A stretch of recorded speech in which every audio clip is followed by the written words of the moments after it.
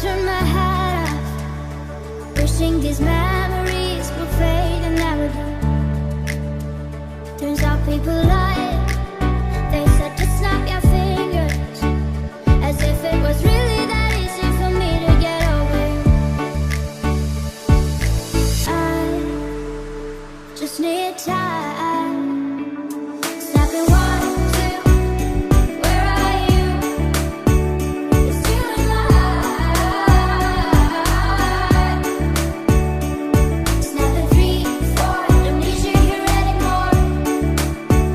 Get out of my eyes. 'Cause I'm snap.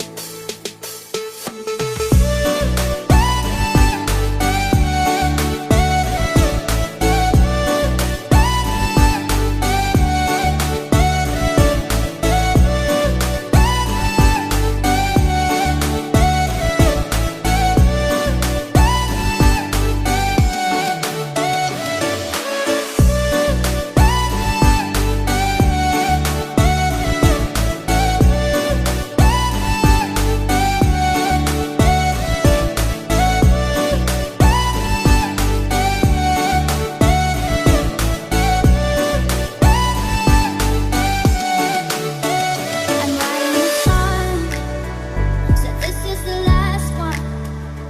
How many last songs are left? I'm losing count. Since June 22nd, my heart's been on fire. I've been spending my nights in the rain trying to put it out. So I'm snapping 1, 2, where are you?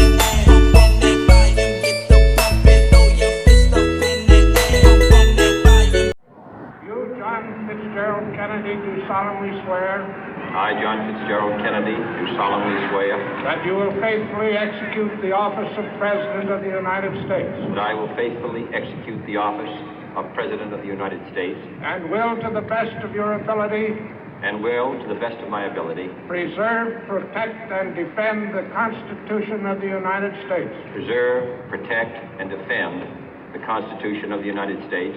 So help you God. So help me God.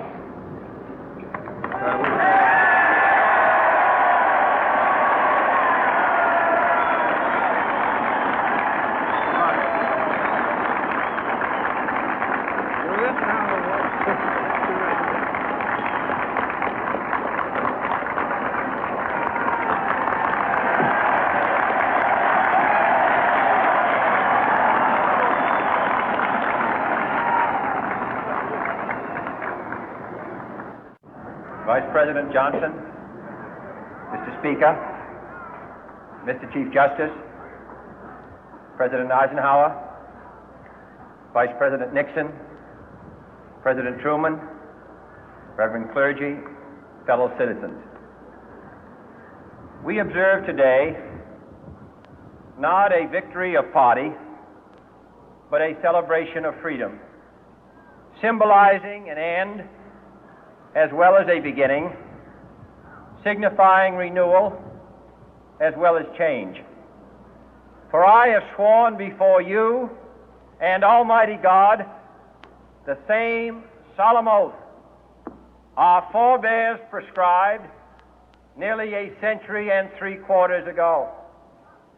The world is very different now, for man holds in his mortal hands the power to abolish all forms of human poverty and all forms of human life. And yet the same revolutionary beliefs for which our forebears fought are still at issue around the globe. The belief that the rights of man come not from the generosity of the state, but from the hand of God. We dare not forget today that we are the heirs of that first revolution. Let the word go forth from this time and place to friend and foe alike that the torch has been passed to a new generation of Americans born in this century, tempered by war, disciplined by a hard and bitter peace, proud of our ancient heritage, and unwilling to witness or permit the slow undoing of those human rights to which this nation has always been committed and to which we are committed today at home and around the world.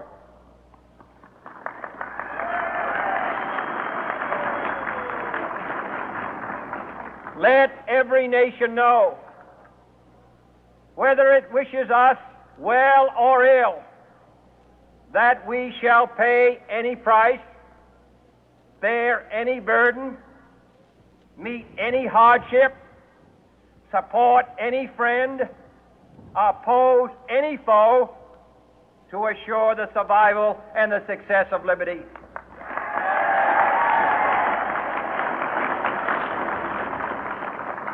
This much we pledge and more. To those old allies whose cultural and spiritual origins we share, we pledge the loyalty of faithful friends. United, there is little we cannot do in a host of cooperative ventures. Divided, there is little we can do, for we dare not meet a powerful challenge at odds and split asunder.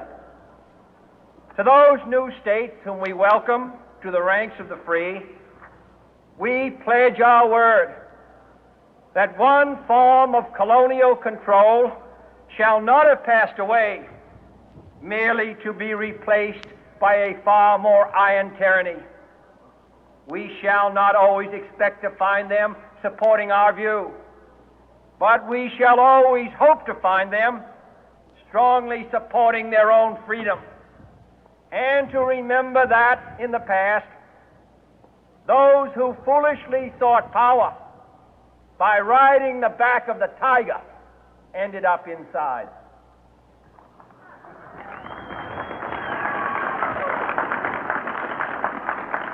To those people in the huts and villages of half the globe struggling to break the bonds of mass misery, we pledge our best efforts to help them help themselves for whatever period is required, not because the communists may be doing it, not because we seek their votes, but because it is right.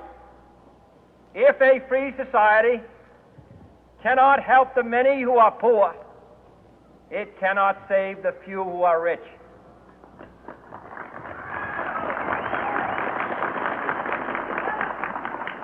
To our sister republics south of our border, we offer a special pledge to convert our good words into good deeds, in a new alliance for progress, to assist free men and free governments in casting off the chains of poverty.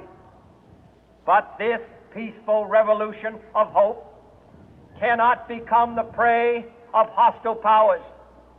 Let all our neighbors know that we shall join with them to oppose aggression or subversion anywhere in the Americas. And let every other power know that this hemisphere intends to remain the master of its own house.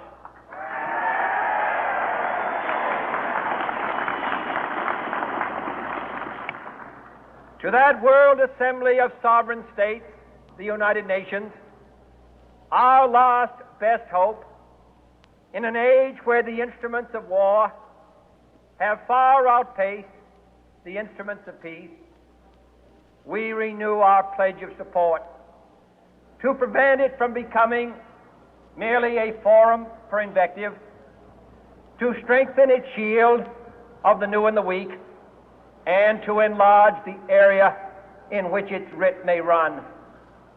Finally, to those nations who would make themselves our adversary, we offer not a pledge, but a request that both sides begin anew the quest for peace. Before the dark powers of destruction, unleashed by science, engulf all humanity in planned or accidental self-destruction, we dare not tempt them with weakness, for only when our arms are sufficient beyond doubt can we be certain beyond doubt that they will never be employed.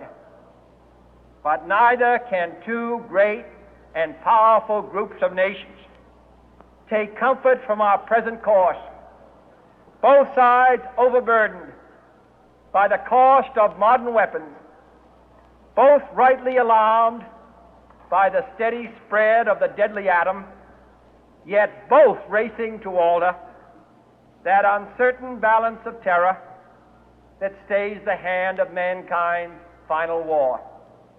So let us begin anew, remembering on both sides that civility is not a sign of weakness, and sincerity is always subject to proof. Let us never negotiate out of fear, but let us never fear to negotiate.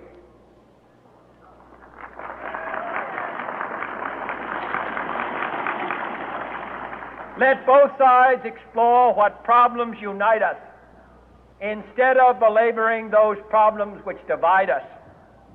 Let both sides, for the first time, formulate serious and precise proposals for the inspection and control of arms, and bring the absolute power to destroy other nations under the absolute control of all nations.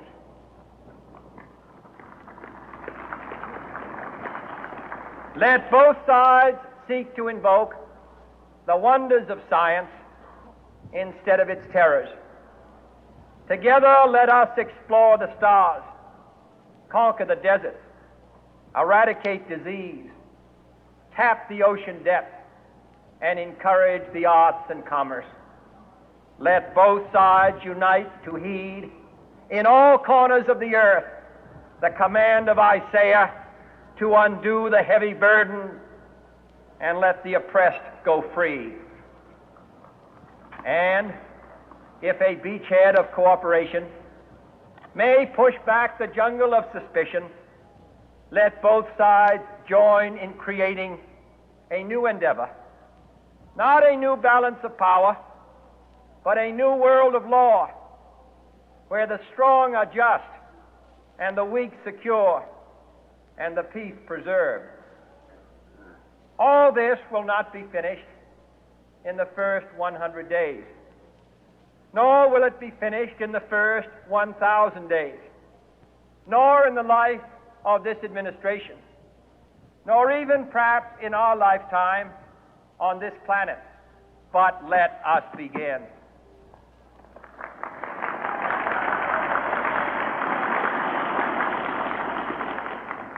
In your hands, my fellow citizens, more than mine, will rest the final success or failure of our course. Since this country was founded, each generation of Americans has been summoned to give testimony to its national loyalty. The graves of young Americans who answered the call to service surround the globe. Now the trumpet summons us again, not as a call to bear arms, though arms we need, not as a call to battle, though in battle we are, but a call to bear the burden of a long twilight struggle, year in and year out, rejoicing in hope, patient in tribulation, a struggle against the common enemies of man, tyranny, poverty, disease, and war itself. Can we forge against these enemies a grand and global alliance, north and south, east and west, that can assure a more fruitful life for all mankind? Will you join in that historic effort?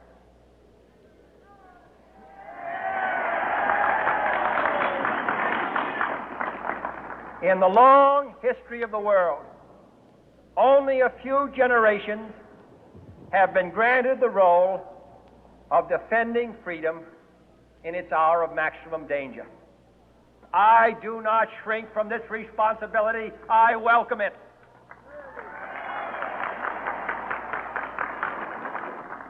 I do not believe that any of us would exchange places with any other people or any other generation. The energy, the faith, the devotion which we bring to this endeavor will light our country and all who serve it. And the glow from that fire can truly light the world. And so, my fellow Americans, ask not what your country can do for you. Ask what you can do for your country.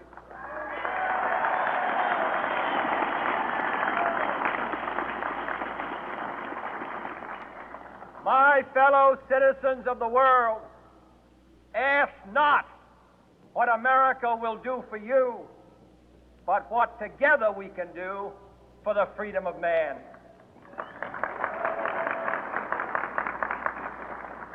Finally, whether you are citizens of America or citizens of the world, ask of us here the same high standards of strength and sacrifice which we ask of you.